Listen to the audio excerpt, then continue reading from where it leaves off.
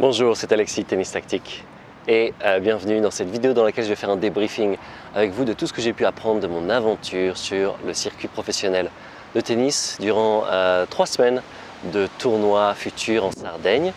Et je vais vous raconter mes peurs, ce qui s'est passé, ce que j'ai appris, ce qui va pouvoir vous être utile à vous aussi en tant que joueur pour pouvoir progresser, que ce soit sur le physique, la préparation physique, que ce soit sur la préparation mentale, sur les différentes pensées que vous pouvez avoir sur le terrain, sur la tactique, sur comment bien se préparer pour les compétitions, sur la différence de niveau entre le niveau professionnel, la différence de mentalité aussi. C'est tout ce que je suis parti découvrir lors de ces 3 semaines et je vais évoquer tout ça avec vous. Je vais vous parler aussi de quelques concepts et vous parler aussi de quelques bonus. J'avais parlé de faire un vlog. Je n'ai pas vraiment eu le temps là-bas de pouvoir le faire, même si j'ai filmé et vous allez pouvoir accéder à des briefings que j'ai pu faire mais que je n'ai pas publié publiquement, que je n'ai pas retravaillé. Mais il y a toutes ces vidéos qui vont être disponibles dans une playlist qui est non répertoriée, donc uniquement accessible pour vous en cliquant sur un lien qui va être disponible dans la description. Et voilà, aujourd'hui je me trouve à Bruxelles, c'est pour ça, et je voulais faire une petite vidéo dehors. Et je vais vous raconter un peu mon aventure et ce que j'ai appris, et les différentes peurs que j'ai eues. Déjà, c'était un peu comme ça me faisait très peur de m'inscrire, et ensuite de le communiquer publiquement, de vous le dire à vous. Parce que j'avais peur justement de ce qu'on allait pouvoir penser, de pour qui je me prends pour pouvoir faire ça. Effectivement, ces peurs sont apparues sous forme de critiques, de haters sur Facebook, de gens qui sont venus critiquer en disant « ouais, j'espère que tu vas perdre », etc. avec plein de gens qui pensaient ça d'ailleurs, ça m'a beaucoup étonné. Et ce que ça voulait dire, c'est que c'est très présent chez ces joueurs. J'ai vu que c'était souvent un peu le même profil, des joueurs seconde série, un peu peut-être jeunes ou qui n'ont pas franchi le pas, et du coup il y a peut-être un peu d'aigreur. Et du coup je me suis rendu compte, ok, ça c'est une peur très commune, la peur de ce que les autres vont penser. Et donc voilà, j'ai pu la vivre et ça m'a permis, maintenant que c'est terminé, je me dis waouh, en fait j'aurais dû le faire depuis très longtemps, quoi. J'ai eu peur pendant 3 ans de le faire, alors que j'aurais dû le faire directement, de m'inscrire à ces tournois et de voir là-bas qu'en fait les joueurs, en fait on s'adapte très vite à leur niveau, et en tout cas à l'entraînement, à l'échauffement, tout va très bien. Et ce qui m'a marqué en fait, c'est au niveau physique, c'est-à-dire que l'entraînement physique, la préparation physique que j'ai pu faire de 2-3 semaines m'a permis d'être au niveau d'un professionnel physiquement, peut-être qu'ils sont un peu plus forts, mais même en fait. Et je vais vous expliquer tout ça, c'est surtout au niveau de la respiration que ça a un impact. Et moi, pendant des années, je me suis préparé physiquement, je me rappelle championnats régionaux, je m'étais préparé, j'avais même hypnothérapeute, sophrologue, j'ai fait une séance juste avant et j'étais physiquement vraiment au top pour me retrouver essoufflé dès le premier jeu. Et c'est à partir de là que j'ai commencé à me poser des questions sur la préparation physique. Est-ce qu'on se focalise vraiment sur ce qui est important? Pourquoi Roger Federer, il n'aime pas vraiment se faire mal et pourtant il est toujours au top?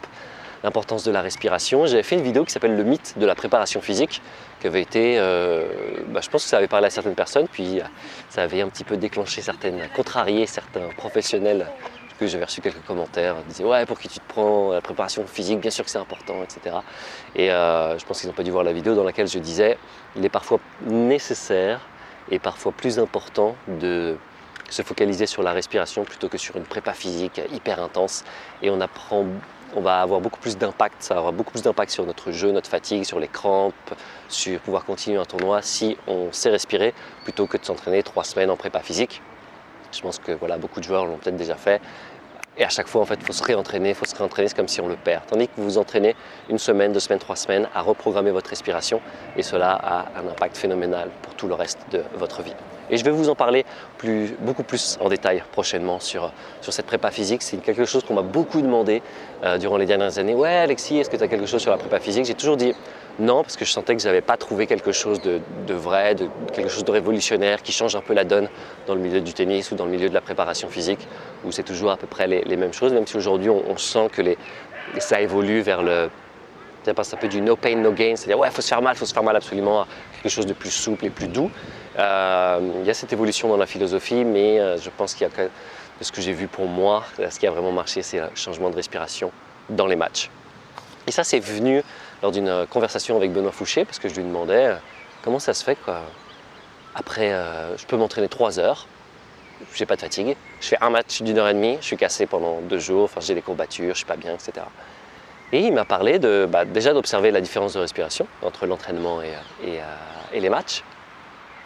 Et il m'a parlé, par exemple, quand vous soulevez un poids, donc vous allez aller dans ce qu'on appelle la filière glycolytique, c'est-à-dire c'est la filière qui va utiliser votre glucose et qui va vous faire avoir des crampes, en général des crampes, des courbatures qui va vous fatiguer.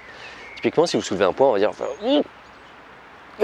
et vous allez bloquer votre respiration. Et c'est ce qui se passe par exemple au tennis. Par exemple, vous voulez taper un coup, et j'ai remarqué que je faisais ça en match. C'est-à-dire que je frappais moins fort, c'était moins fluide, j'avais plus de mal à mettre mon adversaire en difficulté, et je faisais moins de coups gagnants en coup droit, en frappant librement, et pourtant j'avais l'impression d'en mettre plus. Et en fait, j'en mettais plus dans le... Et quand vous regardez un joueur comme Federer, par exemple, c'est un joueur qui ne va pas pousser ses cris de contraction et relâchement. Effectivement, ça, on peut l'utiliser de temps en temps, mais si on l'utilise tout un match, on va se cramer. Et donc, c'est lié fortement à la respiration et aux différentes filières énergétiques qu'on va utiliser. J'en détaillerai beaucoup plus là-dessus. Et voilà, de me rendre compte durant un match qu'a vu Dorian Martinez de Guérilla Tennis et Benjamin, un joueur qui est 1000e mondial, un joueur français. Et donc je perds ce match parce que je mets un peu le joueur sur un piédestal, je perds 6-1, 6-3. Et à la fin, ils me disent « Mais qu'est-ce que tu fais, Alexis ? Enfin, des fois, tu étais au-dessus, quoi. Enfin, quand tu jouais. » Et même, comment dire, quand il y avait des longs échanges, le gars, il était fatigué, il doutait un peu, il était fatigué, il était essoufflé, toi, tu étais bien. Et c'est là que je me suis rendu compte « Ah, waouh, ça marche vraiment, ce truc. » Et voilà, tout simplement c'est quelque chose que j'aimerais vraiment apporter dans le monde du tennis, sur la respiration, sur la prépa physique, faire véritablement ce qui est efficace. Si aujourd'hui ça vous parle, de vous dire « Waouh, je me suis déjà préparé physiquement, mais ça n'a pas vraiment eu les effets escomptés. » Et j'ai vu, moi, juste en reprogrammant cette respiration, tout d'un coup, j'avais le niveau d'un joueur professionnel, d'un joueur qui joue tous les jours, alors que je joue à peine une fois par semaine. Et donc voilà, c'était vraiment la plus grosse leçon pour moi de faire ces tournois, de me confronter à ces joueurs. Autre chose dont je voulais vous parler, j'ai une petite liste, si je la retrouve, voilà.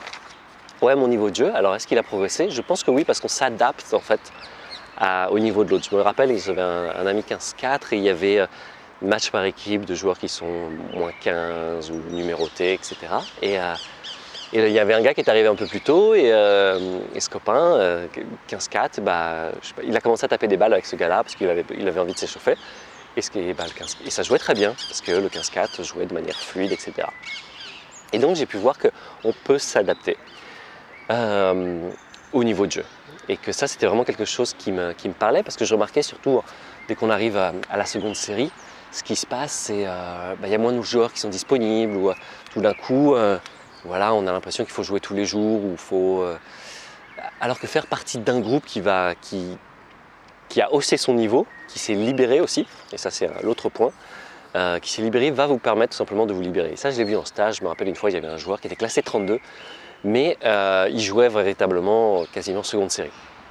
Et je me suis demandé, on a parlé un petit peu, donc il me dit « Ouais, je me suis mis il n'y a pas longtemps au tennis, tous mes copains sont seconde série. » Et c'est là que j'ai compris l'importance de l'entourage, l'importance des gens qui sont autour de vous. Et si effectivement vos amis sont 32, mais qui jouent avec un bras un peu limité, etc., et ça je vais en revenir après, sur la libération à la fois des traumas, des blocages au niveau physique qui viennent aussi de la tête, qui vont vous permettre de jouer votre vrai niveau, votre meilleur jeu. Et donc ce joueur avait un tennis véritablement libéré de seconde série parce qu'il faisait partie, son entourage, tous ses amis étaient seconde série.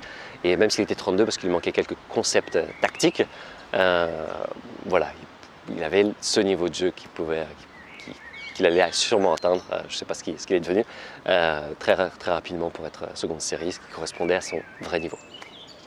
Et l'autre chose, c'est la libération des coups, c'est-à-dire de voir que tous ces joueurs qui, à ce niveau-là, ont leur geste libéré. Et ça, c'est vraiment important sur la technique, pour comprendre la technique. C'est-à-dire que les joueurs, 4e série, 3e série, vont avoir des gestes un peu retenus. Et j'ai vu que moi aussi, à un moment, je m'entraîne avec Benjamin, et il me dit hey, « mais Alexis, tu veux pas libérer un peu ce poignet-là » Et waouh, ça m'a parlé, je me suis dit « Tiens, c'est vrai que j'ai déjà eu cette sensation, mais je ne me rappelais plus, j'étais un peu en pilote automatique là-dessus, que, tiens, j'essayais de retenir un petit peu avec mon poignet pour pas que ça sorte. Et donc du coup, je jouais un petit peu à plat et j'ai tout de suite tapé, tout de suite, hop, je jouais à ça de la ligne de fond. C'était beaucoup plus facile de taper fort avec beaucoup moins d'effort. Donc voilà un petit peu les leçons que j'ai pu apprendre et qui confirment ce que j'avais pu sentir à la fois sur la préparation physique, l'importance de l'entourage et la libération des coups à travers la libération de nos gestes pour un geste complètement libéré et utiliser beaucoup moins d'efforts, beaucoup moins d'énergie pour frapper tout aussi fort et beaucoup mieux. Voilà, donc ces concepts de respiration, d'entourage. J'ai pu voir les scénarios récurrents aussi, que chez les joueurs, c'est à peu près la même chose que les joueurs pros. Et en fait, ces joueurs, moi je les mettais sur un piédestal, mais je pense qu'on les met sur un piédestal parce qu'ils sont dans une autre catégorie, ils jouent régulièrement. Mais en fait, mentalement, ils vont avoir exactement les mêmes pensées que nous, les mêmes choses. Et je les mettais un peu sur un piédestal en me disant, tiens, ouais, ils doivent faire des choses incroyables au niveau mental. Et en fait, bah, pas du tout, enfin pas du tout, moins que ce que je pensais. Et je me disais, ah, moi, avec ce que j'ai fait, ce que j'ai appris, les ateliers que j'ai faits, que ce soit sur la respiration, sur les thérapies, le coaching, que ce soit les livres que j'ai pu lire, ah ouais, en fait là-dessus, je vais savoir plus qu'eux. Et voilà, et ça m'a permis de voir la réalité de ça, plutôt que de les mettre constamment sur un piédestal. Voilà un petit peu ce que j'ai pu voir et voilà l'aspect physique, d'être physiquement au-dessus d'un joueur professionnel si on sait bien se préparer au niveau physique de manière intelligente et pas juste comme un bourrin en espérant qu'on va être très fort ensuite. Ça, je l'avais déjà vécu et c'est pour ça que j'avais fait cette vidéo sur le mythe de la préparation physique. Donc voilà un petit peu les leçons du circuit futur.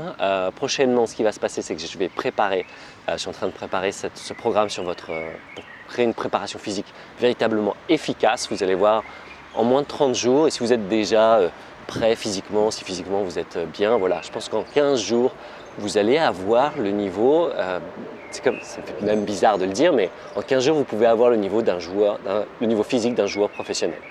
Parce que vous allez être calme. Vous avez peut-être déjà vu des gens qui sont peut-être un peu gros, mais physiquement ils sont là, ils sont présents.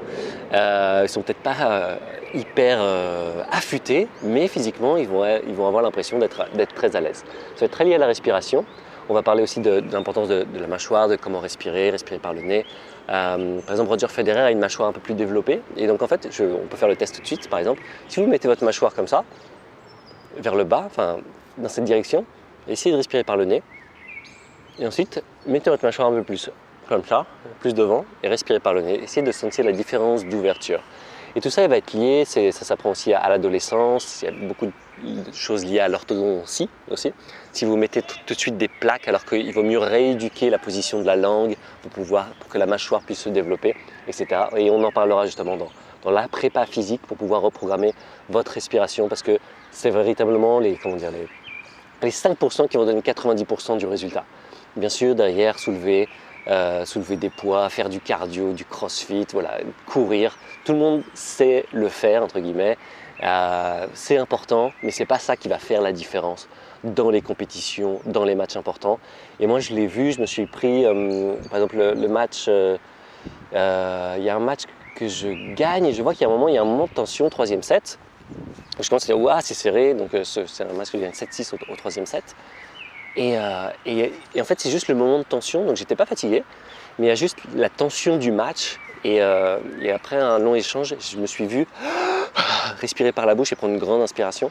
Et ça a commencé à vraiment un peu détruire mon cardio et c'est ce qui a fait que je me suis senti un peu fatigué vers la fin.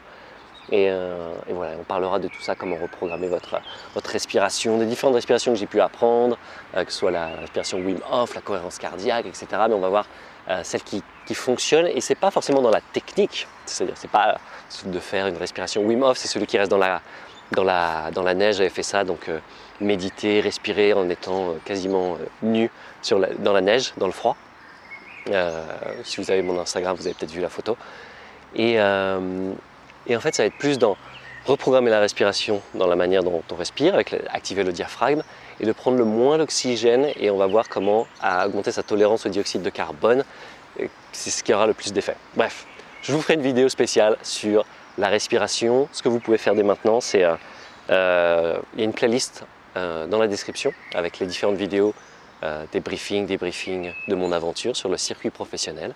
et je vous donne rendez-vous très bientôt pour ce programme de prépa physique intense, efficace, voilà, qui m'enthousiasme de faire parce que c'est quelque chose qui change le game, qui change les choses dans le milieu du tennis, dans le milieu de la préparation physique. Je ne voulais pas faire un programme de prépa physique si ça ne changeait pas quelque chose, de faire quelque chose de classique que tout le monde sait à peu près. Non, quelque chose que je n'ai jamais vu ailleurs et c'est pour ça que je suis très motivé de pouvoir vous accompagner là-dessus. Je vous donne rendez-vous très prochainement. Si vous avez des questions, n'hésitez pas à les poser en commentaire et je vous invite à regarder les vidéos non répertoriées de cette aventure sur le circuit professionnel. Et autre chose, je me suis inscrit à d'autres tournois parce que ça m'a vraiment motivé pour continuer. À très vite. Ciao.